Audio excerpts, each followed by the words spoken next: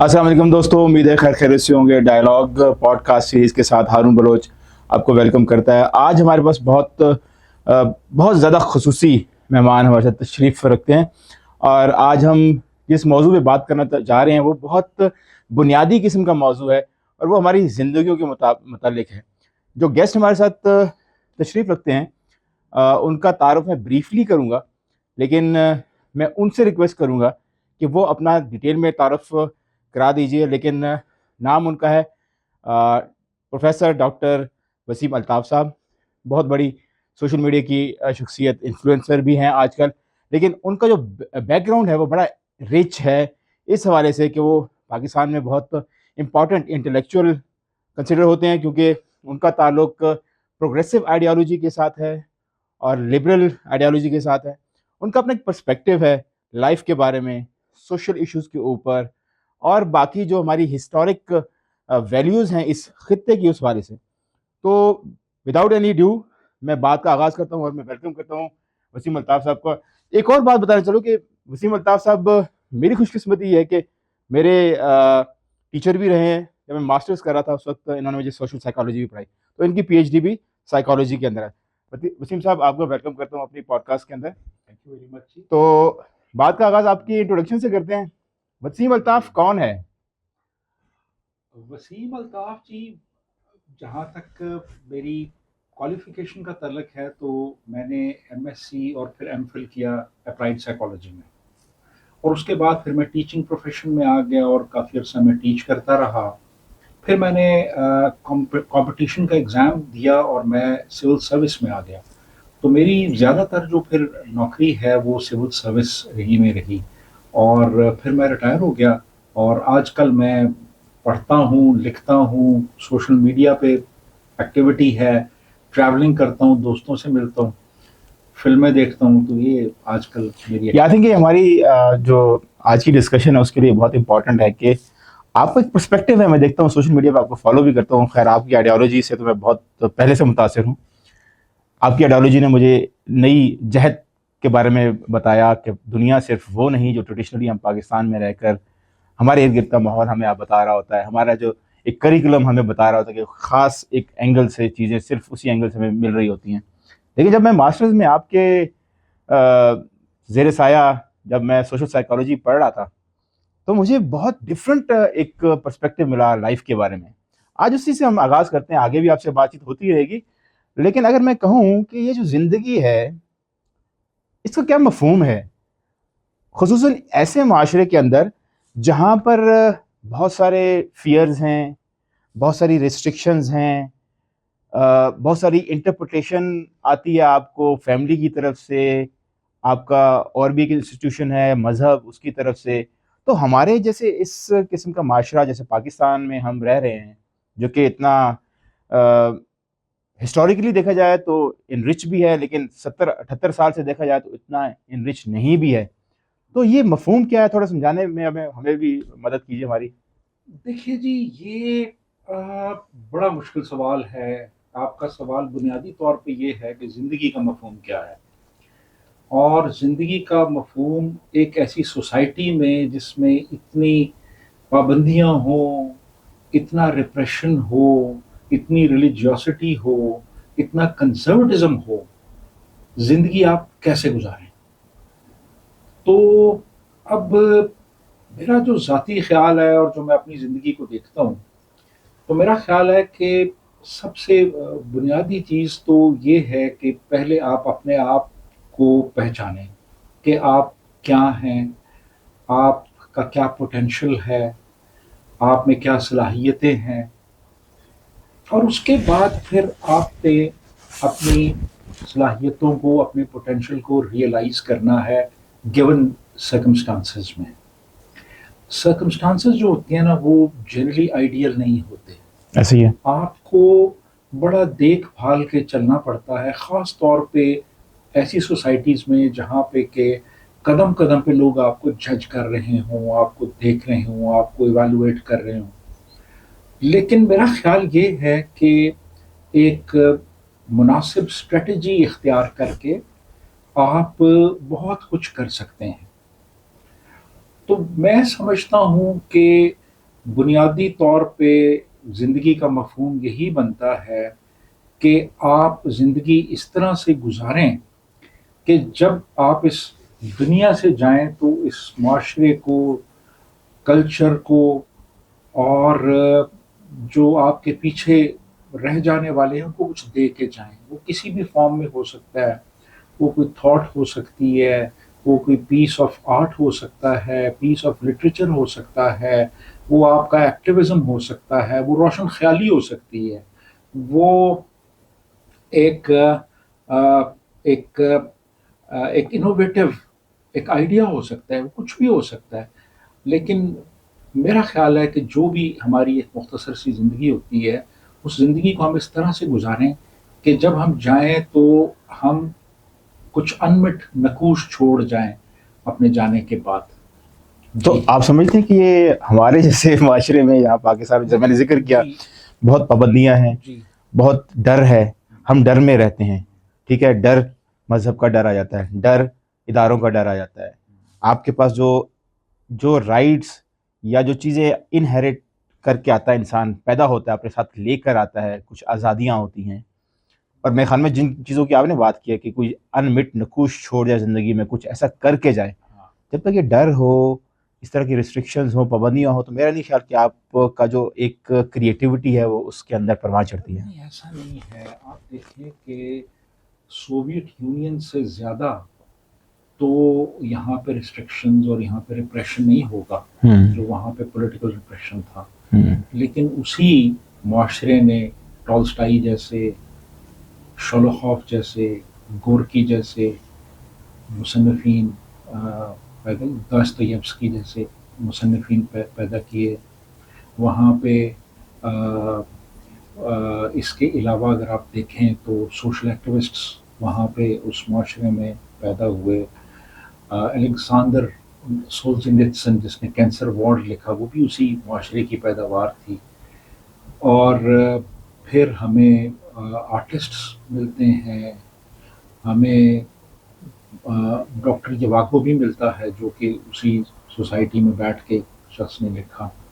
یہ تو چند ایک چیزیں ہیں. پھر فلمیں بنی بڑی کلاس کی فلمیں رشین سوسائٹی میں، اسی سوسائٹی میں رہتے ہوئے لوگوں نے بڑی کمال کی فلمیں بنائی. لیکن کیا چیلنجز ان کو آپ پیرل کر سکتے ہیں ہمارے پاکستان کے چیلنجز کے ساتھ؟ اگر آپ رشین سوسائٹی کی اس وقت کی بات کر رہے ہیں تو وہاں پر اس قسم کے چیلنجز تھے کہ آپ بول نہیں سکتے، بات نہیں کر سکتے، اگر آپ نے بات کی آپ کو اٹھا لیا جائے گا، ٹائپ کر دیا جائے گا. وہاں پہ تھے چیلنجز تھے وہاں پہ.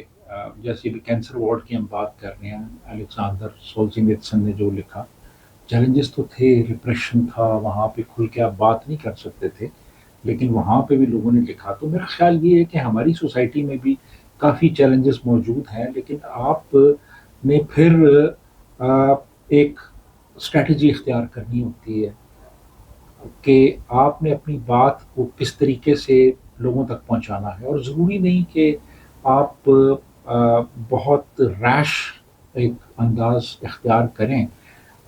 چیزوں کو بہت سے طریقے ہیں لوگوں تک پہنچانے کے.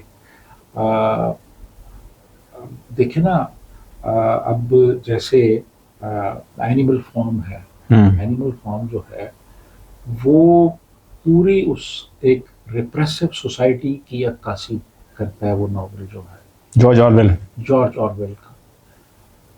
لیکن اس نے کوئی چیز کھل کے اس طرح سے نہیں لکھی، لیکن اس نے سب کچھ لکھ دیا.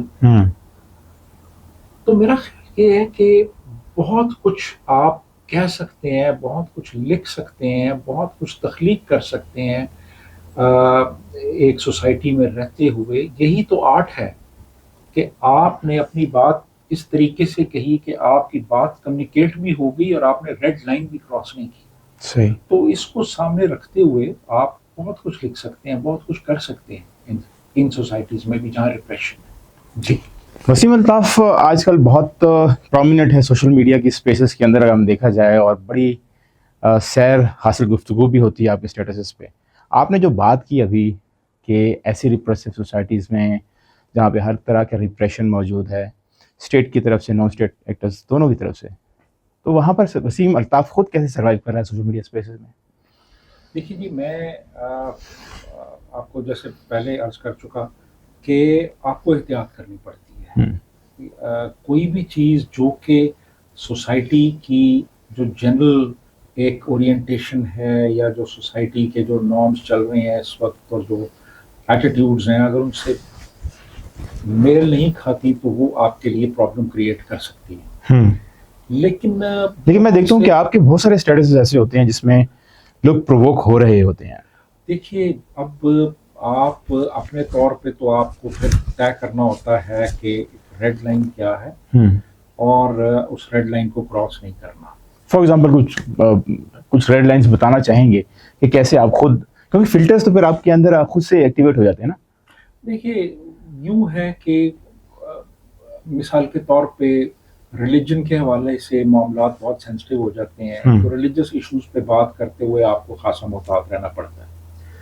فوج کے حوالے سے اگر آپ نے کوئی بات کرنی ہے یا انٹیلیجنس ایجنسیز کے حوالے سے بات کرنی ہے تو وہاں پہ بھی آپ کو محتاط رہنا پڑتا ہے، رہنا ضروری ہے. تو مینلی تو یہ دو ایریاز ہیں. پھر اور بھی کچھ ہیں. مثال کے طور پہ اگر آپ جوڈیشری کے حوالے سے کوئی بات کر رہے ہیں، حکومت کے حوالے سے کوئی بات کر رہے ہیں، تو وہاں پہ بھی ایشوز ہو سکتے ہیں، لیکن اتنے نہیں جتنے یہ دو پہلے میں نے آپ کو بتائے.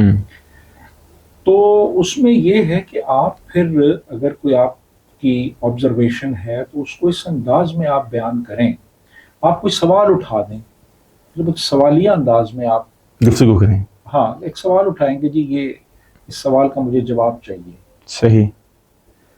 تو وہ چیز اتنی پرووکیٹو نہیں ہوگی. لیکن اگر آپ کوئی ورڈکٹ دیں گے، اپنا بائس شو کریں گے یہاں پر، یا اپنی آئیڈیالوجی شو کریں گے، جو بھی آپ کھل کے اس طرح لکھ دیں گے تو وہ آپ کے لیے پرابلمٹک ہو سکتی ہے چیز. تو اس لیے تھوڑا سا آپ کو ڈپلومیٹک ہونا پڑتا ہے. صحیح. پھر یہ ہے کہ کوئی ایسی چیز آپ نے رپورٹ کر دی جو کسی خاص ادارے کی جو ورکنگ ہے اس کو افیکٹ کر سکتی ہے، کوئی سیکرٹس ریویل کر سکتی ہے، وہ بھی آپ کے لیے پرابلمٹک ہو سکتی ہے. لیکن اوپینین دینا، اپنا اوپینین میں عام طور پہ ایشوز نہیں ہوتے. جنرلی آپ نے ایک اوپینین دیا ہے، آپ کا اوپینین ہے، آپ ایسا سمجھتے ہیں کہ ہمیں یہ کرنا چاہیے یا ایسے چیزوں کو دیکھنا چاہیے، اس میں عام طور پہ ایشوز نہیں ہوتے. تو اس کے علاوہ پھر یہ ہے کہ آپ ڈیسنسی کا مظاہرہ کریں، شائستگی کے ساتھ آپ لوگوں کے ساتھ کمیونیکیٹ کریں.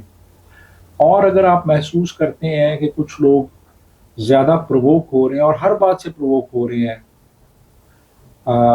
آپ کو وہ لیبل کریں گے کہ یہ بندہ فلانا ہے، ایکس ہے، وائی ہے، جی ہے، جو بھی ہے.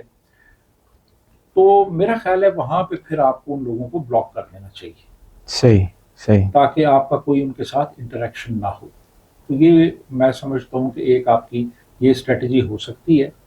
اور جنرلی میں جب کمیونیکیٹ کرتا ہوں سوشل میڈیا پہ تو میری اپنی آڈینس ہے جو کہ پروگریسو ہے، انلائٹنڈ ہے، پڑھی لکھی ہے. تو میں انہی سے میں کمیونیکیٹ کر رہا ہوتا ہوں.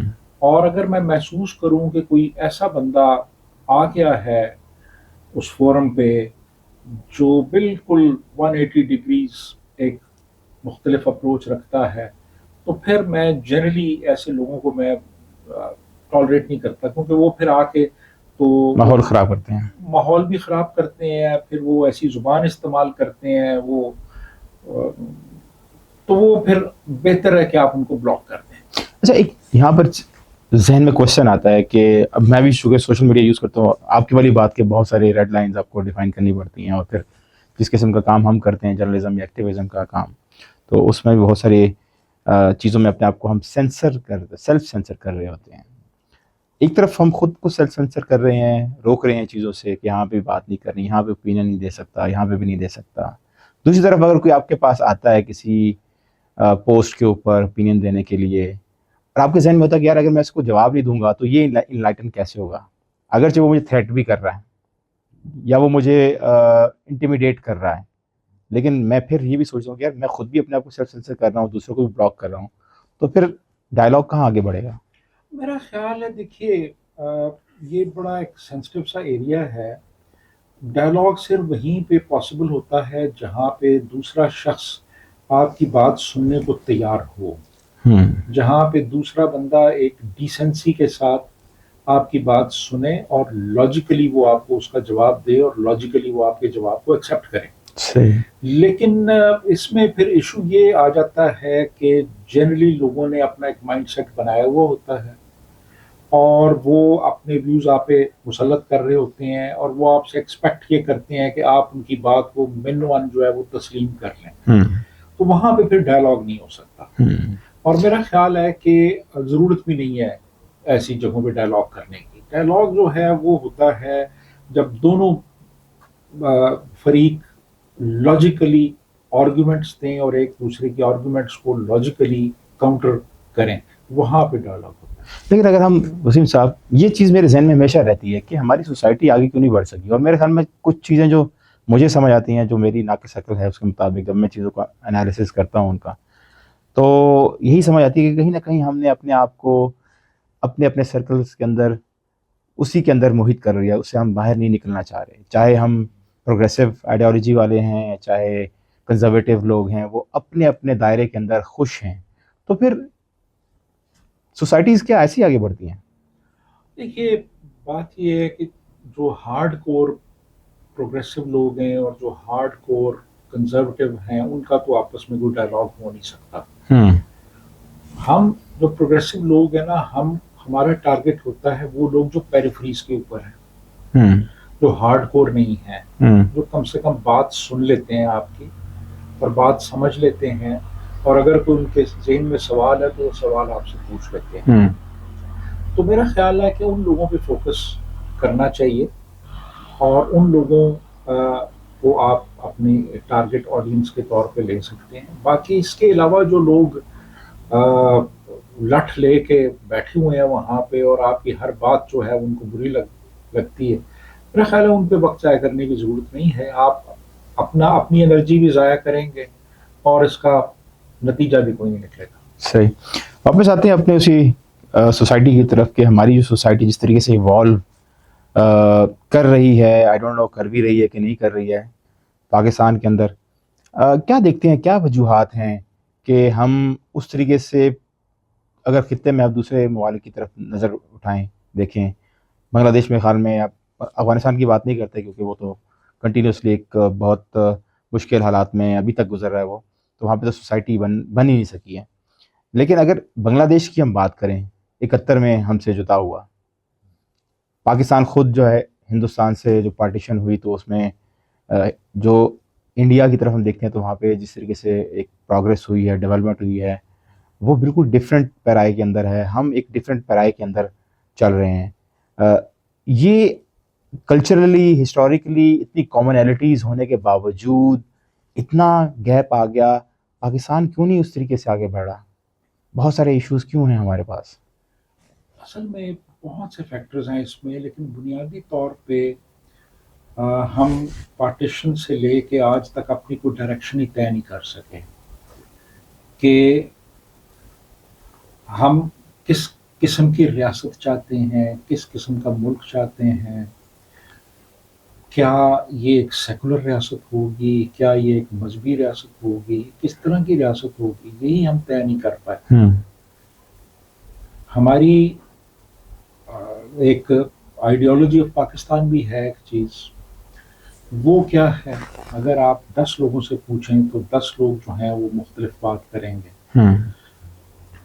مذہب کی بنیاد پہ ملک بنایا گیا اور مذہب اسلام تھا, اسلام کو ماننے والے مسلمان ہوتے ہیں. مسلمان کو کیسے ڈیفائن کریں گے, 10 لوگوں سے پوچھیں 10 لوگ مختلف بات کریں گے. کون سا اسلام, مطلب سنی کا, شیعہ کا, اس کا اسلام, اور مسلمان کون ہے, کون نہیں.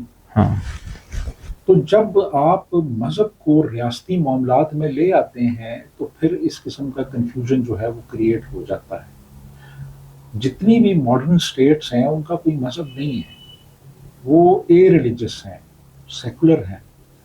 ہم ابھی تک चक्कर लगा रहे हैं दायरे में कि जी एक सेकुलर स्टेट हमें चाहिए या हमें रिलीजियस स्टेट चाहिए। अरे यहाँ मैं आपको थोड़ा सा ना रोकूंगा।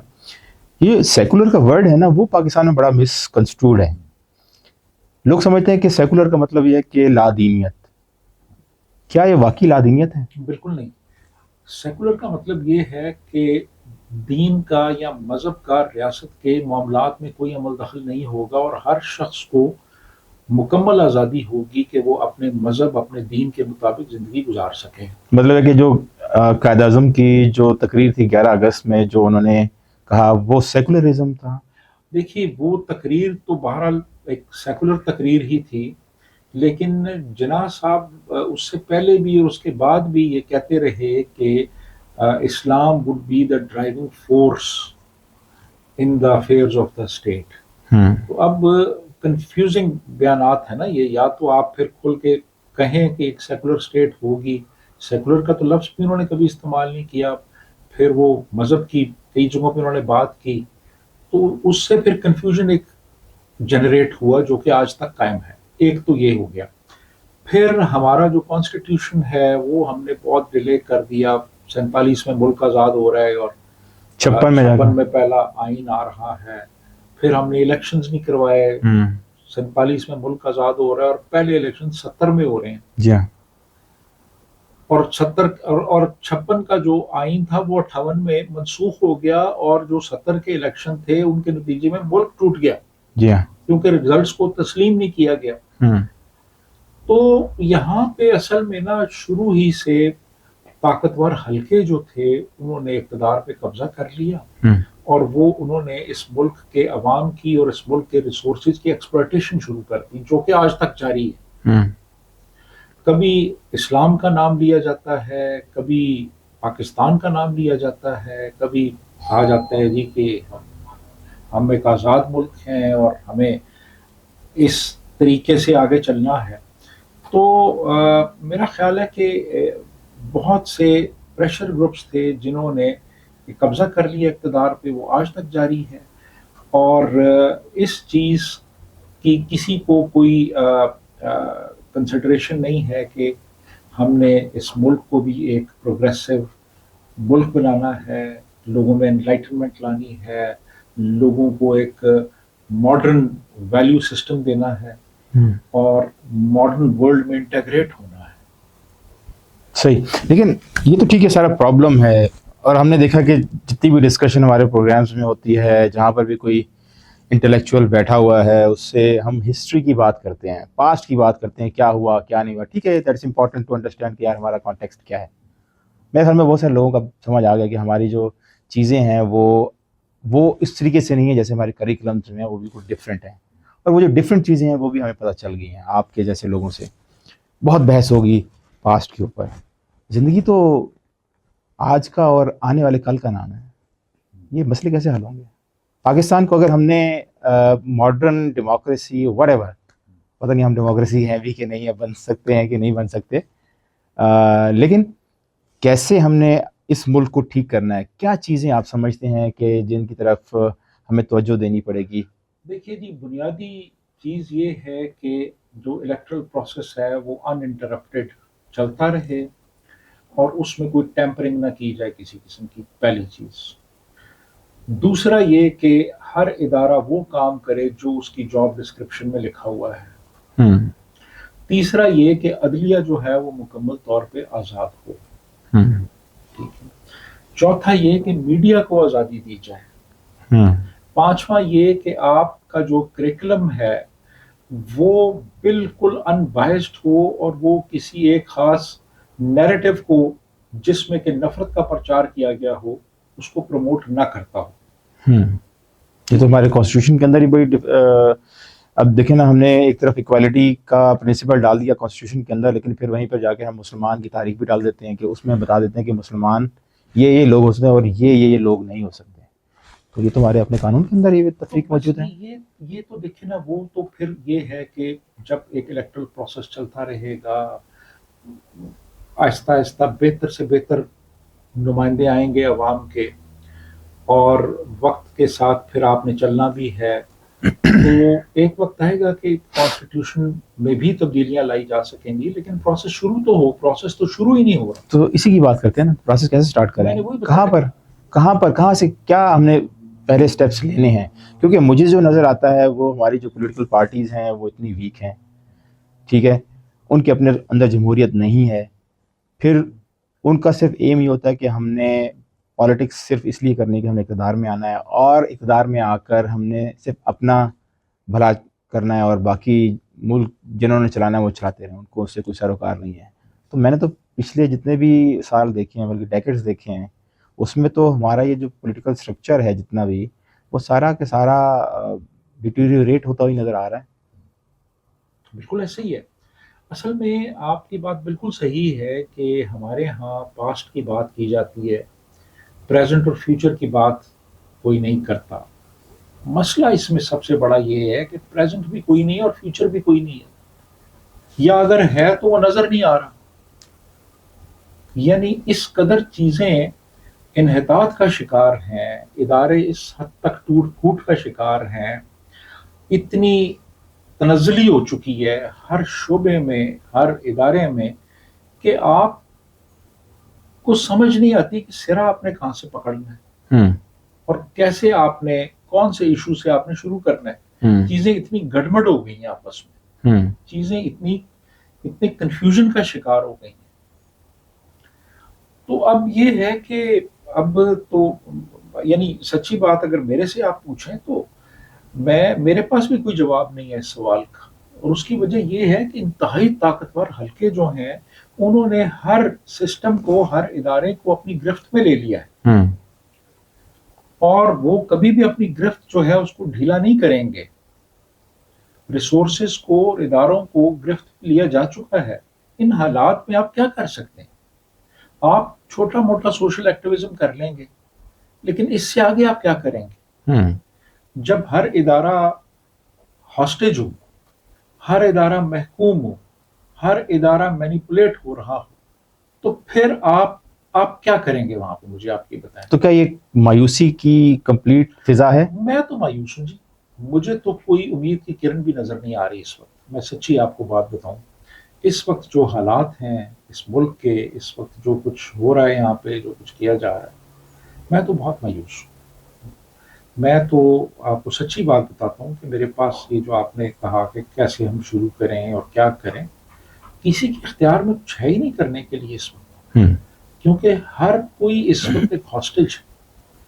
تو میں تو آپ کو کوئی اس کا جواب نہیں دے سکتا، اور میں مایوس بھی ہوں. تو پاس میں اگر ہم دیکھیں ایسی سچویشنز کو، پاکستان کے ساتھ اکیلے پاکستان تو نہیں ہے، بہت ساری سوسائٹی، آپ نے پہلے بھی ذکر کر لیا، روس کا، USSR کا ذکر کر لیا آپ نے، اتنا ریپریشن تھا وہاں پہ بھی، ریسورسز کی لوٹ مار تھی، ایک ہم نے وہ دیکھا کہ ایک جنگ تھی بورچوازی کی اور سارے ان لوگوں کی وہاں پر بھی. تو پھر ہم نے دیکھا کہ ایک ٹائم آیا کہ لوگوں نے وہاں پر ڈیولپمنٹ لے کر آئے، انہوں نے وہ جو پلیٹو تھا اس کو توڑا.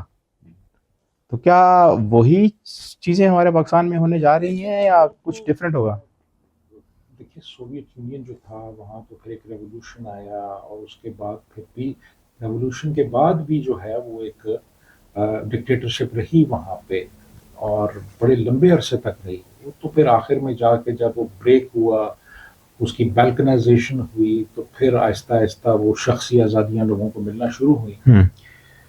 تو وہ ایک بڑا لمبا پروسیس تھا. لیکن میں پرسنلی سمجھتا ہوں کہ جو ریولوشن ہوتا ہے نا، ریولوشن سے کوئی بنیادی تبدیلی نہیں آتی. جو تبدیلی آتی ہے اور جو دیر پا تبدیلی ہوتی ہے وہ ایوولوشنری پروسیس سے آتی ہے. صحیح. اس کا ایک ایوولوشنری پروسیس ہوتا ہے، وہ چلتا رہتا ہے، اور اس سے جو تبدیلی آئے گی وہ پھر ایک اسٹیبل.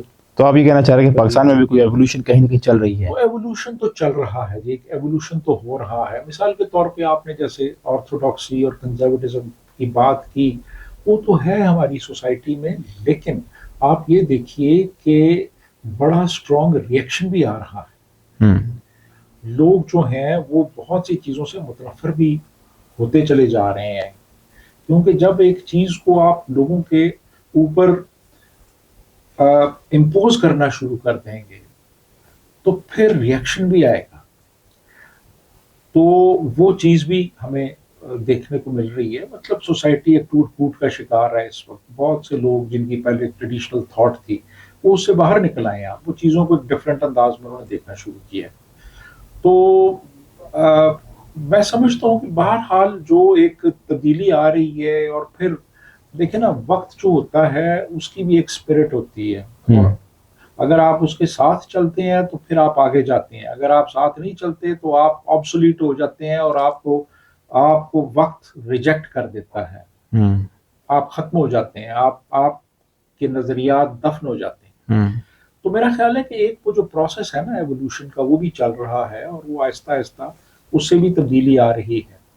یعنی گو کہ ایکٹیولی لوگ اتنا انوالو نہیں ہے اس میں فار ویریس ریزنز. ریپریشن بہت زیادہ ہے, لیکن بہرحال دیکھیں نا ایک ایوولوشنری پروسیس تو چل رہا ہے نا. صحیح. اور لوگوں کی جو تھاٹ ہے اس میں تبدیلی آ رہی ہے, لوگوں کے ایٹیٹیوڈز بدل رہے ہیں. میڈیا جو ہے ایکسیسیبل ہے, لوگ دیکھ رہے ہیں امریکہ میں کیا ہو رہا ہے, یورپ میں کیا ہو رہا ہے, کیا حالات ہیں, لوگ وہاں پہ کس طرح رہ رہے ہیں, کیسے سوچتے ہیں. یہ جو ایوولوشن ہے یہ صرف ہمارے عوام کی حد تک, مطلب میں ان کو دو طریقے سے لیتا ہوں, ایک وہ جو رولنگ ایلیٹ ہے اور ایک وہ جو محکوم ہیں, ہم لوگ جیسے رعایا جسے ہم کہہ سکتے ہیں, یا سٹیزن آج کی جو ماڈرن لینگویج ہے. تو ایوولوشن صرف سٹیزنس کی سائڈ پر ہے یا اس سائڈ پہ بھی ایوولوشن آ رہی ہے جو ہمیں رول کر رہے ہیں؟ نہیں, ایوولوشنری پروسیس تو اکراس دا بورڈ ہوتا ہے نا. اچھا, وہ تو اکراس دا بورڈ ہوتا ہے. تو آپ دیکھ رہے ہیں کہ ہماری جو اسٹیبلشمنٹ جو ہمیں رول کر رہی ہے وہ بھی اپنے ایٹیٹیوڈ میں تبدیلی لے کے آ رہی ہے, یا اپنے وہ حکمرانی کے طرز حکمرانی میں تبدیلی لے کے آ رہی ہے؟ دیکھیں یہ بڑا کمپلیکس پروسیس ہوتا ہے. جو سوشل ایوولوشن ہے نا وہ بڑا کمپلیکس پروسیس ہوتا ہے, اور بڑا گریجول پروسیس ہوتا ہے, اور انٹریکٹیو ہوتا ہے یہ. یعنی جو لوگوں کے ایٹیٹیوڈز ہیں وہ حکمران طبقوں کے ایٹیٹیوڈز پہ اثر انداز ہوتے ہیں, ان کے جو ایٹیٹیوڈز ہیں وہ عوام کے اوپر اثر انداز ہوتے ہیں. ایک انٹریکٹیو پروسیس ہے چل رہا ہے, اور اس سے تبدیلی باہر آ رہی ہے, اور لوگوں میں شعور بھی بڑھ رہا ہے. یعنی جہاں پہ کنزرویٹزم بڑھ رہا ہے لوگوں میں شعور بھی بڑھ رہا ہے, لوگوں نے اب چیزوں کو زیادہ کریٹیکلی بھی دیکھا. اچھا, اگر میں اس کو اس طریقے سے وسیم صاحب کروں, آپ نے کہا تبدیلی آ رہی ہے, شعور بڑھ رہا ہے, لوگ چیزیں ایکسپوز ہو رہی ہیں, لوگوں کو سمجھ آ رہی ہیں چیزیں. یہ جو پچھلے 15 سالوں کے اندر ہم اپنے گورنمنٹ یا پولیٹیکل سسٹم کو دیکھتے ہیں, جو مختلف گورنمنٹس آئی, تقریباً ساری گورنمنٹس کو میں دیکھتا ہوں کہ ان کے اوپر کہیں نہ کہیں آ کر ایک جگہ پر ایک فورس آئی جس نے ان کو ڈسرپٹ کیا. نون لیگ کی گورنمنٹ دیکھتے ہیں, بلکہ اس سے پہلے 2007-8 کی گورنمنٹ جو تھی پیپلز پارٹی کی, وہاں پر ایک پرائم منسٹر آتا ہے, وہ 4.5 سال تک بیٹھتا ہے, لیکن پھر ایک اسٹیبلشمنٹ کا بار آتا ہے اور اس کو جوڈیشری کے ذریعے گھر بھیج دیا جاتا ہے. پھر میاں صاحب آتے ہیں, میاں صاحب 13 میں آتے ہیں, اور 13 کے بعد پھر وہ بھی 4 سال جیسے پورے ہوتے ہیں, وہاں پر ایک اسٹیبلشمنٹ کا بار آتا ہے, اگرچہ اس میں ایک کیمپین بنائی جاتی ہے باقاعدہ, جسے ہم کہتے ہیں نا ملٹری الائنس, وہ بڑا کھل کے سامنے نظر آتا ہے کہ کس طریقے سے میاں صاحب کو انہوں نے روکا. لیکن پھر تبدیلی کی بات کرتے ہیں, جو ایک تبدیلی پھر 18 کے انتخابات کے بعد ایک ویو آئی, خان صاحب آئے, اگرچہ جس طریقے سے بھی آئے اس میں بڑے کوشچنز ہیں, ہماری گورنمنٹ ساری ایسی ہی آتی ہیں, لیکن 3.5 سال 4.25 سال کے بعد وہی وار آتا ہے اسٹیبلشمنٹ کا, اور خان صاحب کو سائڈ پہ کیا جاتا ہے. پیچھے بھی گورنمنٹس گئی, خان صاحب کی گورنمنٹ بھی گئی, خان صاحب ہٹے نہیں پیچھے ابھی تک. تو یہ عوام کے شعور کی وجہ سے خان صاحب ابھی تک کوئی کمپرومائز نہیں کر پائے, کیا ہم اس کو ایوولوشن کا اس میں دیکھیں, یا اٹس اے ڈفرینٹ پروسیس؟ دیکھیے خان صاحب کی اپنی بھی ایک پرسنالٹی ہے, ان کا اپنا بھی ایک چیزوں کو دیکھنے کا انداز ہے, اور ان کی اپنی بھی کنسیڈریشنز ہیں. وہ اس وقت بہت پاپولر لیڈر ہیں, اس وقت سب سے پاپولر لیڈر غالباً وہی ہیں, گو کہ میں ان کا حامی نہیں ہوں, لیکن حقیقت یہ ہے کہ اس وقت سب سے زیادہ جو پبلک سپورٹ حاصل ہے وہ پی ٹی آئی کو ہے, آپ مانیں یا نہ مانیں. تو اب اگر اس وقت وہ کمپرومائز کر لیں گے تو ایک دم ان کی جو پاپولیرٹی کا گراف ہے نا وہ یہاں سے یہاں نیچے آ جائے گا. صحیح. تو اس لیے وہ کمپرومائز نہیں کر رہے ہو, حالانکہ ان کو آفرز بھی ہیں, ان کو ملے بھی ہیں لوگ جا کے. لیکن لوگ اس کو पैरेलल ड्रॉ करने की कोशिश करते हैं कि देखिए मियाँ साहब के ऊपर भी सिचुएशन आई थी, कंप्रोमाइज़ करके वो सऊदीया चले गए, खान साहब के पास भी ये सिचुएशन आई है और उनको भी ऑफर्स हैं लेकिन खान साहब नहीं आए। तो ये जो चीज़, ये तब्दीली आई है एटीट्यूड्स की पॉलिटिकल स्ट्रक्चर के अंदर। हाँ, देखिए ना, पॉलिटिकल स्ट्रक्चर में अब पता नहीं किस हद तक तब्दीली है। मैं ज़ाती तौर पे समझता हूँ कि ये मियाँ साहब की अपनी पर्सनैलिटी थी, खान साहब की अपनी पर्सनैलिटी है, और खान साहब जो हैं वो इस वक्त चूँकि उनकी बहुत हाई स्टेक्स हैं, अगर वो कॉम्प्रोमाइज़ करते हैं तो हालांकि उनके साथ ज़्यादतियाँ भी हो रही हैं और काफ़ी ज़्यादतियाँ की जा रही हैं उनके साथ, लेकिन इसके बावजूद बहरहाल वो उन्होंने एक स्टैंड लिया हुआ है। अब मेरा ख्याल ये है कि लोगों का जो इससे पहले रवैया रहा है ना एस्टेब्लिशमेंट के हवाले से, उसमें बहुत बड़ी तब्दीली आ चुकी है। क्योंकि जो आपने जिक्र किया ना कि जैसे पिछली हुकूमतों को फारिग किया जाता रहा, इवन वो हुकूमतें जो कि 100% एस्टेब्लिशमेंट लेके आई थी, आप जुनेजो की हुकूमत देख लें, आप ज़फ़रुल्लाह जमाली की हुकूमत देख लें, उनको भी फारिग कर दिया गया। तो इन लोगों को तो मुसलसल वो फारिग किया जाता रहा।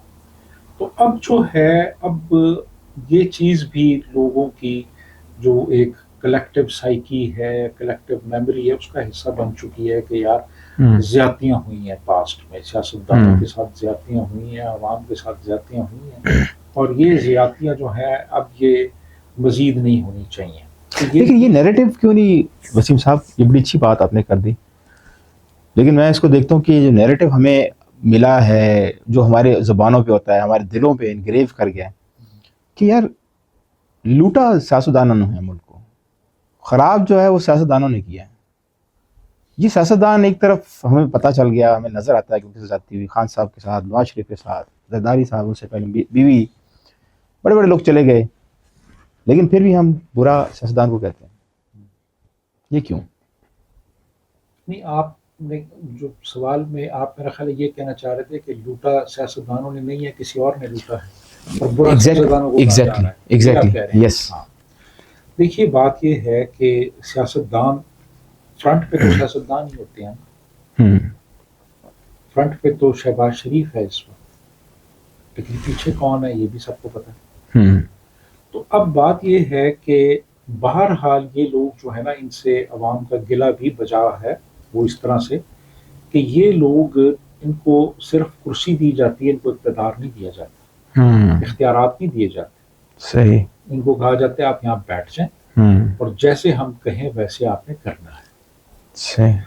तो अब चूंकि इनके स्टेक्स होते हैं, इन्होंने पैसा लगाया होता है इलेक्शंस में, फिर इनको ये भी डर होता है कि अगर हम इक़्तिदार में ना हुए तो हमारी फाइलें खुल जाएंगी, हमारे खिलाफ केसेस शुरू कर दिए जाएंगे।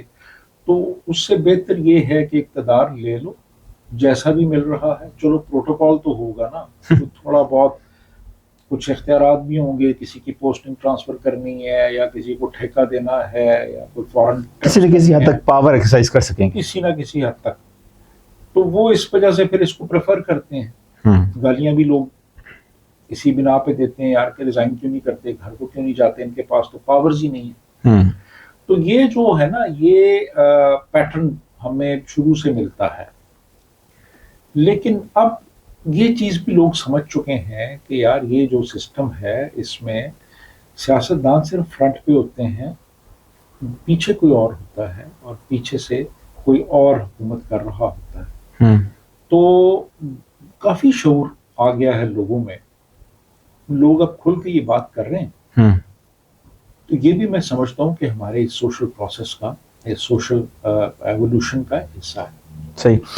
वसीम साहब, आपने कहीं शुरू में थोड़ा सा आइडेंटिटी की तरफ भी इशारा किया है कि आइडेंटिटीज़ जो हैं, जैसा मज़हब की बात की, तो आइडेंटिटी डेफिनेटली एक है मज़हब, और पाकिस्तान में बहुत स्ट्रॉन्ग, वो जैसे अपने शुरू में जिक्र किया कि 2 नेशन थ्योरी, और उसकी जो बेस थी वो सारे इस्लाम के ऊपर थी, और फिर वो इस्लाम इतना स्ट्रांगली हमारी ओवरऑल जो आइडेंटिटीज़, जो हमारी एक्चुअल आइडेंटिटीज़ हैं, जैसे कि कोई پاکستان میں پنجابی ہے، کوئی اپنے آپ کو بلوچ کہلاتا ہے، کوئی سندھی کہلاتا ہے، کوئی کسی رنگ و نسل سے ہے، کسی زبان سے بولنے والا ہے.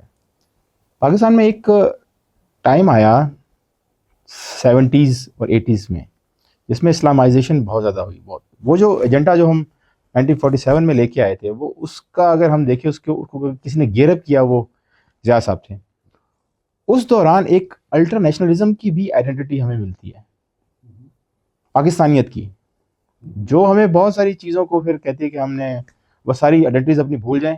اور اب وہ پھر مشرف صاحب نے کہا کہ سب سے پہلے پاکستان. تو اس سارے سلسلے کے اندر کہاں ہم دیکھتے ہیں کہ ہمارے جو ایکچوئل آئیڈینٹیز کے لوگ ہیں، جیسے میں کہتا ہوں کہ پنجاب میں پنجابی بولنے والے ہیں لوگ، اور سندھ میں سندھی بولنے والے لوگ ہیں، بلوچستان میں بلوچی بولنے والے لوگ ہیں، یا پشتون رہتے ہیں وہاں پر، براوی رہتے ہیں. یہ لوگ اپنے آپ کو بہت زیادہ اس سارے جو یہ نیا جو ہمیں ایک ملتا ہے الٹرا نیشنلزم والا نیریٹو، اس میں اپنے آپ کو بہت زیادہ ڈس ایسوسیٹ کرتے ہیں، وہ نہیں مانتے ساری چیز کو. لیکن پنجاب میں بہت زیادہ یہ چیز ملتی ہے، وہ اس سارے نیریٹو کو اون کرتے ہیں. اور پھر ہم دیکھتے ہیں کہ پنجاب رول بھی کرتا ہے پورے پاکستان میں. یہ ایک چیز بڑی ڈسٹربنگ ہے باقی لوگوں کے لیے. پاکستان کیا صرف انہی لوگوں کے لیے جو اس آئیڈینٹی کو، الٹرا نیشنلزم کو، صرف پاکستانیت ہونے کے حوالے سے اور ساری چیزوں کو جو مانتے ہیں اور وہی صرف رہ سکتے ہیں یہاں پر؟ اصل میں جی بات اس کی یہ ہے کہ دیکھیں پنجاب جو ہے نا وہ اسٹیبلشمنٹ کو ریپرزینٹ کرتا ہے. میجورٹی جو ہے ہماری اسٹیبلشمنٹ کی وہ پنجاب سے ہے، میجورٹی پروونس ہے، سب سے زیادہ آبادی ہے. لیکن ملٹی ایتھنیسٹی ہے نا، زیادہ تو پنجابی ہیں نا یہاں پہ پنجاب میں، کم لوگ ہیں جو دوسری ایتھنیسٹیز کے ہیں، زیادہ تر تو پنجابی ہیں. چھوٹے جو صوبے ہیں نا وہ ان کے گریونسز ہیں، کافی ان کے گریونسز ہیں، اور وہ پنجاب کو ایسے دیکھتے ہیں کہ جیسے پنجاب ہی اسٹیبلشمنٹ ہے، حالانکہ اسٹیبلشمنٹ پنجاب سے بھی اوپر کی چیز ہے. تو دوسرا پھر آپ دیکھیں تو کافی گریونسز بھی ہیں پروونسز کے، جن میں سے کافی سارے جینون بھی ہیں، بلوچوں کے ہیں، سندھیوں کے ہیں. اس وقت آپ دیکھیں نا بلوچستان میں فل فلیجڈ ایک انسرجنسی چل رہی ہے، سندھ بند پڑا ہوا ہے، کے پی میں لوگ بہت شدید انٹرسٹ کا شکار ہیں. تو وہ سب پنجاب کو ایک تو آئیڈینٹیفائی کرتے ہیں اسٹیبلشمنٹ کے ساتھ کہ یہ پنجاب ہی اسٹیبلشمنٹ ہے. پھر ان کا خیال یہ ہے کہ سارے جو ریسورسز ہیں ان پہ پنجاب نے قبضہ کیا ہوا ہے، یعنی جو سوئی گیس ہے بلوچستان کی وہ پنجاب استعمال کرتا ہے، منرلز جو ہیں وہاں پہ وہ پنجاب کے کھاتے میں آتے ہیں. سندھ بھی اس وقت کافی ریزرویشن، یہ ان کی ریزرویشن جنون ہے یا پنجاب والوں کا صرف بدنام کیا ہوا ہے؟ مکمل طور پہ آپ ان کو ریجیکٹ تو نہیں کر سکتے. اچھا آپ کہہ رہے ہیں صحیح ہے. جی مکمل طور پر ریجیکٹ نہیں کیا جا سکتا. کے پی میں ان کی گریونسز ہیں کہ جی یہ جو وار اینڈ ٹیرر آپ نے لڑی اور اس سے پہلے جو افغان وار تھی اس میں ڈالرز آپ کھاتے رہے اور سفر ہم کرتے رہے. ہمارا پورا صوبہ جو ہے اس نے سفر کیا، یہاں پہ ہتھیار آ گئے، یہاں پہ منشیات آ گئیں، یہاں پہ لوگ پوری طرح متاثر ہوئے. تو جینون گریونسز ہیں ان کے. تو چونکہ پنجاب اس طریقے سے پنجاب نے سفر نہیں کیا، سیدھی بات ہے، جیسے کہ ان صوبوں نے کیا ہے. صحیح. تو اس وجہ سے پنجاب جو ہے وہ پاکستان کے ساتھ زیادہ اپنے آپ کو آئیڈینٹیفائی کرتا ہے. یہ لوگ جو ہے یہ اس طرح سے نیشنلسٹ نہیں ہے. نیشنلسٹ تو ہیں، وہ کہتے ہیں ہم بلوچی ہیں، ہماری آئیڈینٹی، ہم پشتون ہیں، ہماری آئیڈینٹی. نیشنلزم تو یہی ہوتا ہے. نیشنلزم میں الٹرا نیشنلزم کی بات کریں، پاکستان کے حوالے سے بات کر رہا ہوں میں. اچھا پاکستان کے حوالے سے بات کر رہا ہوں. کچھ سب نیشنلٹیز ہیں نا، مین نیشنلٹی تو پاکستانی ہے ہماری. تو یہ اس وجہ سے یہ اس کے پرائمری ریزن یہی ہے. صحیح صحیح. تو کیسے ان جو چھوٹے صوبے ہیں یا وہ لوگ جو تھوڑے سے اپنا وہ ڈس ایسوسیٹ فیل کرتے ہیں پاکستان سے، یا ان کے جو گریوانسز آپ نے بات کی بلوچستان میں انسرجنسی چل رہی ہے، ظاہر بات اس کی کچھ روٹس ہیں اور وہ روٹس بڑی جینون ہیں، دیکھا جائے تو فار ایگزامپل اگر تو آج وہاں پر BLF ایکٹیو ہوئے ہوئے ہیں اور ان کی طرف سے انسرجنسی ہے، تو وہ کہتے ہیں ہم تو حق مانگتے رہے ہیں شروع سے پاکستان سے، ہمارے ساتھ زیادتیاں ہوتی رہی ہیں، ہم حق مانگتے رہے ہیں.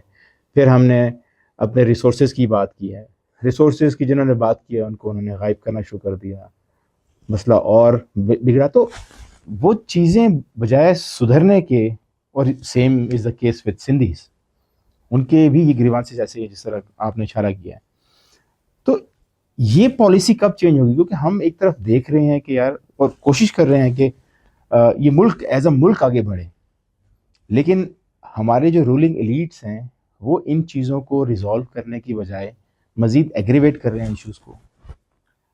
بالکل جی، یہ اس طرح ہو رہا ہے اور بہت انفارچونیٹ ہے. یہ رولنگ ایلیٹ جو ہیں وہ ہر اس شخص کو جو اپنے حقوق کی بات کرتا ہے، شخصی آزادیوں کی بات کرتا ہے، اس کو غدار قرار دے دیتے ہیں. میرا خیال ہے کہ یہ جو روش ہے یہ فیڈریشن کے لیے انتہائی نقصان دہ ہے. ملک کی جو وحدت ہے اور یکجہتی ہے، قومی یکجہتی، اس کو بڑا نقصان پہنچا رہی ہے. ہمیں جینونلی ان لوگوں کے جو بھی مسائل ہیں اور جو ان کی شکایات ہیں ان کو سننا چاہیے اور ان کو حل کرنا چاہیے. ہم نے مشرقی پاکستان کے حوالے سے یہی رویہ رکھا اور اس کا نتیجہ پھر 1971 میں نکلا، ملک دو لخت ہو گیا. تو اب ہمیں سبق سیکھنا چاہیے اس چیز سے جو آلریڈی ہمارے ساتھ ہو چکا ہے اس ملک میں. ملک ٹوٹ گیا. تو وسیم صاحب، ابھی تو اسٹریٹجی دیکھیں نا، ہمارے تو جو رولنگ ایلیٹ کے جو لوگ ہیں وہ کہتے ہیں کہ ہم تو بہت سافٹ چلتے رہے ہیں لوگوں کے ساتھ، اب ہم ہارڈ بنیں گے. تو یہ جو ہارڈ پہلے ہم نہیں تھے، اس کی وجہ سے چلا گیا، بنگلہ دیش بن گیا، تو اب ہم ہارڈ بنیں گے تو کیا بلوچستان؟ ہمارے ملک کے لوگ ہیں، ہمارے بھائی ہیں، ہماری بہنیں ہیں، تو ان کو سننا چاہیے. خاص طور پہ وہ ایلیمنٹس جو کہ ایک پولیٹیکل پروسیس کے ذریعے چاہ رہے ہیں کہ معاملات حل ہوں اور وائلنس کی طرف نہ جانا پڑے، کم سے کم ان کو تو ضرور سننا چاہیے، بجائے اس کے کہ ہم انہیں جیلوں میں بند کر دیں اور ان پہ سختیاں کریں. اور ان کو ہم وہ تو دیکھیں نا، وہ لوگ تشدد کی بات نہیں کر رہے، تو جو تشدد کی بات نہیں کر رہا اس کو تو آپ کم سے کم سنیں نا، اس کو تو اکاموڈیٹ کریں، چاہے وہ PTM ہے، چاہے وہ بلوچ یکجہتی موومنٹ ہے. صحیح تو صحیح. ان کو سنیں، ان کے ساتھ بیٹھیں اور جو بھی مسائل ہیں ان کو میز پہ بیٹھ کے حل کریں. جی صحیح. اچھا وسیم صاحب، ہم نے لائف کے بارے میں بات کی، پاکستان میں کس قسم کی لائف ہے، یا کس قسم کے ماحول اور چیلنجز اور اپرچونیٹیز اس کے اندر کیا ہم کر سکتے ہیں. لیکن ایک چیز بہت اسٹرانگلی شروع میں نے بات کی، لیکن پھر ہم بات کسی اور طرف نکل گئی. مذہب کا بڑا عمل دخل رہا ہے پاکستان میں، جو ہماری لائف ہے اس کے اوپر. پاکستان میں جو مذہب کا معاملہ ہے اس کو ہم اتنا کلیکٹیولی کیوں دیکھتے ہیں؟ کلیکٹیولی کیوں دیکھتے ہیں؟ مطلب یہ کہ مذہب ہمیں بتایا جاتا ہے کہ یہ انڈیویجول میٹر شاید نہیں ہے، اسٹیٹ آپ کو بتائے گی مذہب کیا آپ نے رکھنا ہے، یا اسٹیٹ نہیں تو کچھ جتھے ہیں ایسے جو آپ کو بتا رہے ہوتے ہیں کہ آپ یہ کر سکتے ہیں اور یہ مذہب ہے. دیکھیں نا، وہ تو پھر مختلف فرقے ہیں نا، مختلف مسالک ہیں، اور ہر ایک کی اپنی پریکٹسز ہیں، اور ہر کوئی یہی سمجھتا ہے کہ وہ درست ہے اور باقی غلط ہیں. تو یہ تو کوئی نئی چیز نہیں. لیکن فلسفی کیا ہے مذہب کی؟ مذہب کی فلسفی یہ ہے جی کہ امپورٹنٹ تو یہی ہے نا کہ ہم کہتے ہیں کہ مذہب کی بنیاد فیتھ پہ ہوتی ہے، اور فیتھ کو پھر آپ کوسچن نہیں کر سکتے، فیتھ کو آپ کوئی لاجیکلی اس کو جسٹیفائی نہیں کر سکتے. آپ اگر آپ اس پہ لاجک اپلائی کریں گے تو وہ ایڈ ہاک لاجک ہوگا. ایڈ ہاک لاجک کا مطلب یہ ہے کہ پہلے آپ نے ایک چیز پہ یقین کر لیا اور بعد میں اس کو جسٹیفائی کرنے کے لیے لاجک تلاش کیا. ٹھیک ہے، تو آپ یہ کہہ رہے ہیں کہ فیتھ مطلب ہے کہ وہ آپ اس کے اوپر لاجک اپلائی نہ کریں؟ نہیں، فیتھ پہ لاجک اپلائی ہو بھی نہیں سکتا نا. دیکھیں نا، فیتھ پہ لاجک اپلائی نہیں ہو سکتا. فیتھ جو ہوتا ہے وہ ایک بلائنڈ ہوتا ہے، بالکل بلائنڈ کا مطلب یہ ہے کہ آپ ایمان لے آئے، آپ نے مان لی ایک چیز، آپ آپ اس پہ پھر لاجک اپلائی نہیں کر سکتے. اگر آپ لاجک اپلائی کریں گے تو وہ لاجک نہیں ہوگا, وہ فالس لاجک ہوگا وہ. ٹھیک ہے, بڑی امپورٹنٹ بات آپ کر رہی ہیں, بڑی بڑی گہری بات ہے جو کہ میرے خیال میں ہمارے پاکستان میں اس کو ایکسپلور نہیں کیا گیا. ہاں ٹھیک ہے, کیونکہ بہت ساری آوازیں ایسی آتی ہیں وہ کہتے ہیں کہ نہیں مذہب پر کوشچن کرنا چاہیے, مذہب پر کیوں نہ کوشچن کریں, مذہب پہ کوشچن نہیں کریں گے تو مذہب سمجھ کیسے آئے گا. اور آپ کہہ رہے ہیں کہ مذہب کی بنیاد فیتھ پہ, اور فیتھ کو کوشچن نہیں کیا جا سکتا. ہاں, فیتھ کو کوشچن نہیں کیا جا سکتا. باقی یہ لوگ جو کہتے ہیں جی آپ سوال کریں اور غور کریں, وہ جو بھی سوال اور غور آپ نے کرنا ہے وہ ایک خاص دائرے کے اندر رہ کے کرنا ہے, اس دائرے سے باہر آپ نہیں جا سکتے.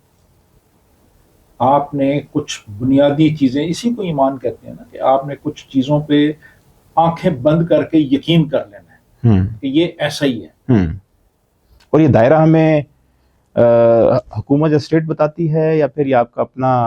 تو دائرہ تو دیکھیں نا, حکومت کا بھی اس میں رول ہے, اس میں آپ کے جو ریلیجس ٹیچرز ہیں اور جو آپ کی جو کتابیں ہیں, مقدس کتابیں ہیں, ان کا بھی رول ہے.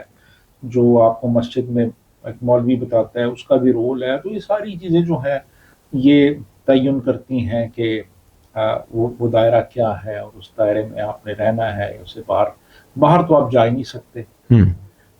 تو اگر کوئی جانا چاہے تو نہیں, اگر آپ اس دائرے سے باہر جائیں گے تو پھر آپ کے اوپر مختلف قسم کے الزامات لگا دیے جائیں گے.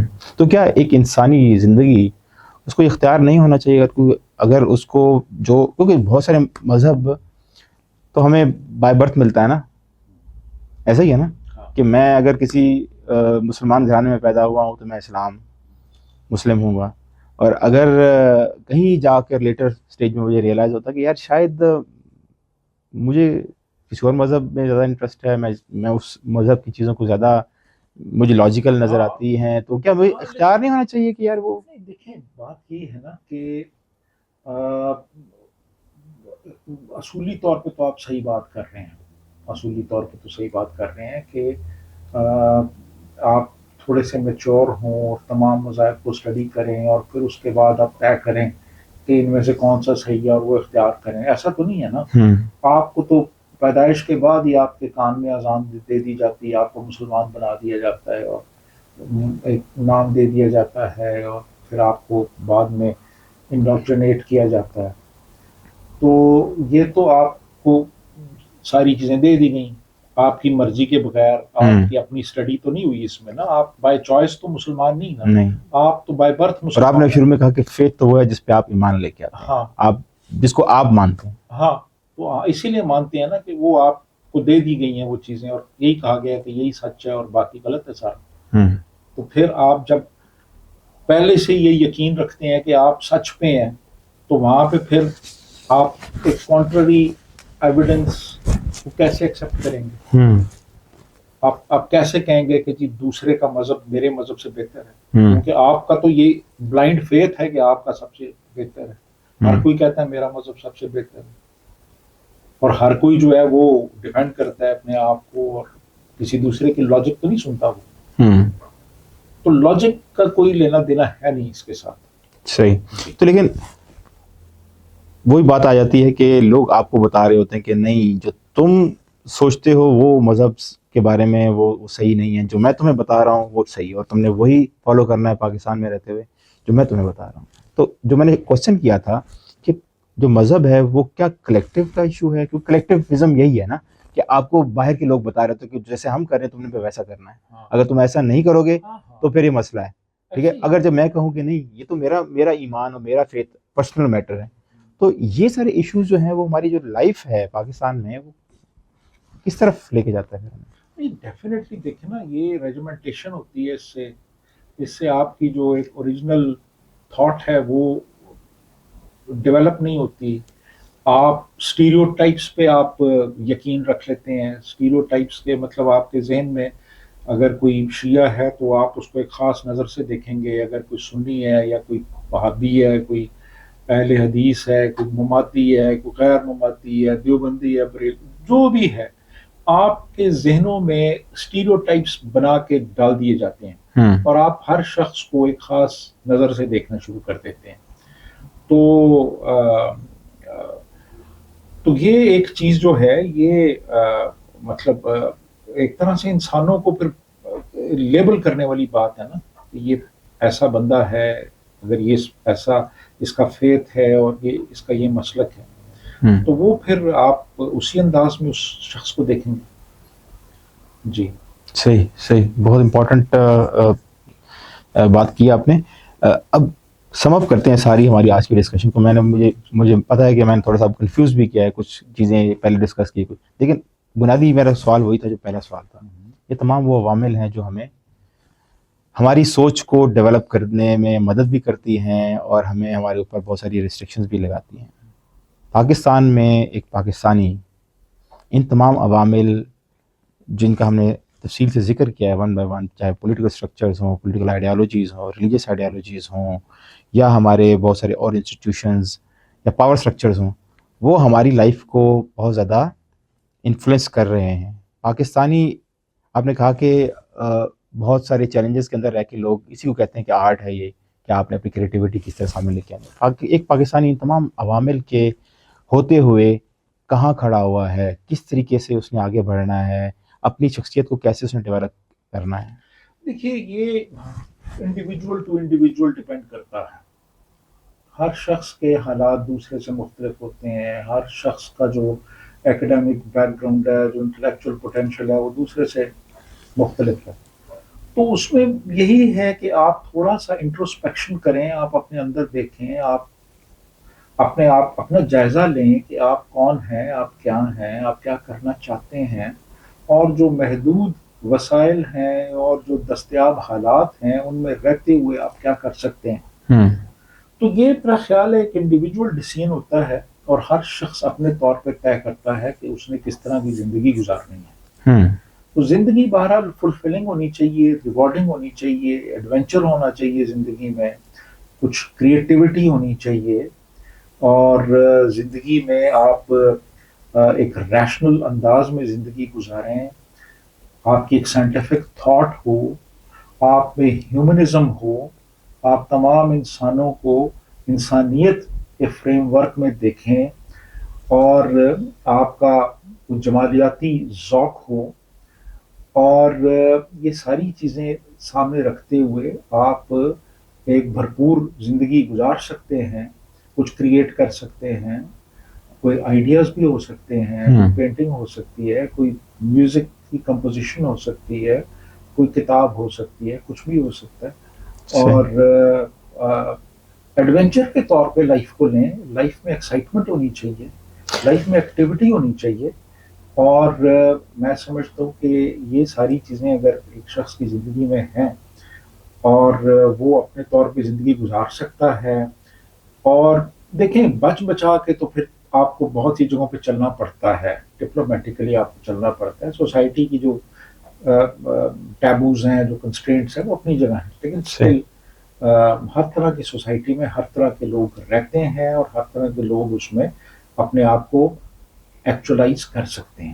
ٹھیک, آخری سوال میں یہ کروں گا آپ سے کہ جو ہمارے نوجوان ہیں, خصوصاً وہ نوجوان جو 18 سے 30 سال کی عمر میں, وہ اپنی لائف کو کن خطوط پر استوار کو ٹپس بتا دیں تاکہ آگے جو 30+ جو ان کی ایک لائف ہوتی ہے, جو اسٹرگلنگ لائف زیادہ ہوتی ہے, آپ کو پتا ہے اس میں آپ نے اپنا کیریئر بھی بنانا ہے, اپنے آپ کو سیٹل بھی کرنا ہے, اور پھر اس کے بعد جو آپ کی لائف ہے وہ کن چیزوں کے اوپر فوکس کریں جو ان کو کرنی چاہیے, جو ٹپس بتا دیں ان کو. دیکھیے جی, سب سے پہلے تو وہ یہ دیکھیں کہ ان میں ایپٹیٹیوڈ کیا ہے. ایپٹیٹیوڈ میکینیکل ہے, میتھمیٹیکل ہے, لنگوسٹک ہے, کس طرح کا ایپٹیٹیوڈ ہے, اور اس ایپٹیٹیوڈ کو سامنے رکھتے ہوئے وہ اپنے لیے ایک خاص فیلڈ کا انتخاب کریں. ظاہر ہے سوشل پریشرز تو ہوتے ہیں, لیکن بہرحال ایک حد تک انڈیپینڈنس بھی ہوتی ہے آپ کی. آپ ان سبجیکٹس کا انتخاب کریں جو کہ آپ کے ایپٹیٹیوڈ کے ساتھ میل کھاتے ہیں, اور اس پہ آپ فوکس کریں. اور اس کے علاوہ زندگی کو صرف किताबों तक और वो जो आपकी टेक्स्ट बुक्स हैं उन तक महदूद ना करें, बल्कि ज़िंदगी को एंजॉय भी करें, वो एडवेंचर भी करें ज़िंदगी में, कहीं घूमने फिरने चले जाएं, म्यूज़िक सुने, कोई जाके आर्ट गैलरीज में पेंटिंग्स देखें, कुछ दोस्तों के साथ बैठ के ज़िंदगी का लुत्फ उठाएं, कुछ ट्रैवलिंग करें, और देखें कि आप में एप्टीट्यूड क्या है और अकॉर्डिंगली उन सब्जेक्ट्स का इंतखाब करें जो सब्जेक्ट्स उस एप्टीट्यूड के साथ मुताबिकत रखते हैं। सही। और उनमें आप आगे जाएं। और फिर ये है कि आज का जो दौर है ना वो स्पेशलाइजेशन का दौर है। आज का दौर ये नहीं है कि आप किसी एक ब्रॉड एरिया जो है उस पर आप मास्टरी हासिल कर सकते हैं। अब तो आर्टिफिशियल इंटेलिजेंस के अंदर भी बहुत सी सब फील्ड्स हैं। तो पहले आप देखें आपका इंटरेस्ट है एक सब्जेक्ट में, फिजिक्स में है तो फिर फिजिक्स में आप देखें कौन सी पार्टिकल फिजिक्स में आपने जाना है, सॉलिड स्टेट में जाना है, आपने न्यूक्लियर फिजिक्स में जाना है, आपने एस्ट्रोफिजिक्स में जाना है। फिर एस्ट्रोफिजिक्स में आप चले गए हैं तो उसमें फिर लेट्स से कि रेडियो टेलीस्कोपी है, उसमें आप चले जाते हैं, फिर और आगे आगे आगे। तो मतलब ये कि ज़िंदगी में आप वो काम करें जिसका आपको शौक है, जिसका आप में एप्टीट्यूड है। तो मेरा ख्याल है कि आपकी 50-60% मसाइल तो वहीं पे हल हो जाते हैं। सही। और एक कैरियर जो है उसको अचीव करें, कोशिश करें। अपॉर्चुनिटीज़ पूरी दुनिया में बिखरी पड़ी हैं, नेट पे बैठें, देखें कहाँ पे स्कॉलरशिप्स अवेलेबल हैं, लोगों को पता ही नहीं है, और कहाँ आप जा सकते हैं, जाके आप आला तालीम हासिल कर सकते हैं और कुछ कंट्रीब्यूट करें कुछ ह्यूमैनिटी को। और किन चीज़ों को अवॉइड करना चाहिए? देखिए अवॉइड तो बहुत सी चीज़ें करना चाहिए। अवॉइड तो बहुत सी चीज़ें जो आपको नुकसान देती हैं चीज़ें। स्मोकिंग ना करें आप। अच्छा। आप ड्रिंकिंग भी नुकसानदेह है, वो भी ना करें आप। स्मोकिंग भी ना करें आप। टाइम ज़ाया ना करें आप। टाइम को प्रॉपरली यूटिलाइज करें और टाइम मैनेजमेंट करें प्रॉपरली। मुतालिया करें मैक्सिमम। स्टडी जो है वो बहुत ज़रूरी है। सही। उसके बगैर आप आगे नहीं जा सकते। बहुत बहुत शुक्रिया वसीम साहब। मैंने आपसे बहुत कम्प्लेक्स चीज़ें भी पूछने की कोशिश की और बहुत बेसिक चीज़ें भी पूछने की कोशिश की। मकसद सिर्फ यही था कि आज हम थोड़ी सी गाइडेंस ऐसी क्रिएट कर सकें लोगों के लिए, खुसूसन यूथ के लिए, कि वो थोड़ा सा समझ सकें कि पाकिस्तान में लाइफ क्या है और आप किस तरीके से एक प्रोग्रेसिव आइडियोलॉजी का एक बंदा वो किस तरीके से पाकिस्तान में एक इंडिविजुअल की लाइफ को देखता है, कैसी होनी चाहिए, और किस तरीके से हम अपनी लाइफ को ऐसे खतूत पर इस्तेवार कर सकते हैं कि आगे जाके हम जो चैलेंजेस हमने देखे हैं उनसे हमारी यूथ ना नंबर आजमाओ। तो यही मकसद था आज का। लेकिन हम आपसे फ्यूचर में और भी बहुत स्पेसिफिक टॉपिक्स पे बात करेंगे इंशाल्लाह। हम कोशिश करेंगे आपसे हम टाइम लेते रहें और आपकी जो तावन है वो हमें दरकार रहेगा। बहुत बहुत शुक्रिया। बहुत बहुत शुक्रिया दोस्तों। तो ये था आज का हमारा डायलॉग में पॉडकास्ट की जो सीरीज़ हमारी चल रही है उसके अंदर ये आज का डायलॉग था और उम्मीद है आपको ये डायलॉग पसंद आया होगा। आपसे गुजारिश यही करनी है कि अगर आपको आज की गुफ्तगू पसंद आई हो तो काइंडली अपने कमेंट्स का ज़रूर इजहार करें। हमें बताइए कि गुफ्तगू आप किस नौयत की हमसे एक्सपेक्ट कर रहे हैं, कौन कौन से ऐसे टॉपिक्स होते हैं जिनको हमें एक्सप्लोर करना चाहिए आपकी जो तवक्कुआत हैं उनके मुताबिक। और एक गुजारिश ये थी कि काइंडली हमारा जो चैनल है इसको ज़रूर सब्सक्राइब करें। मुझे दीजिए इजाज़त। अल्लाह ने के बाद।